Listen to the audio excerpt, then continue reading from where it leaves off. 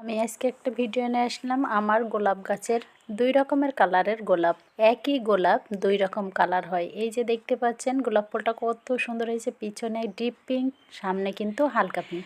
আর এইটা দেখতে পাচ্ছেন মনে হচ্ছে একেবারে সাদা গোলাপের, যে একটা সাদা সাদা গোলাপ হয় সেই গোলাপের কালার, তাই না? এটা দেখেন আরো সাদা, কিন্তু এগুলো একদিন পরে যে পুরো ডিপ কালার হয়ে যাবে, দেখতে কিন্তু অসাধারণ লাগে। আর এই যে এটা কড়ি থেকে কেবল মেলছে, এটাও মেলে যাবে যখন, তখন এটাও কালকের ভিতরেই কালার পরিবর্তন হওয়া শুরু হবে। আর এদিকের এই গোলাপটা দেখেন, এইটা আমি পোস্ট দিয়েছি এর আগে, এই গোলাপটার এটা যখন ঝরে যাচ্ছে আবার সাদা হয়েছে পুরো। এটা হচ্ছে কি ডিপ পিঙ্ক হয়ে গেছিল। এটা দেখেন এক একটা গোলাপ কিন্তু এক এক রকম অবস্থাতেই রয়েছে, কারণ এক একটা গোলাপ কোনোটা পুরো ফুটে গেছে, কোনোটা ফুটেনি। আর গাছগুলো বাতাস হচ্ছে তাই দুলছে। আর এটা এখনো ফুটতে বাকি, এটা কালার পরিবর্তন হবে আগামীকাল।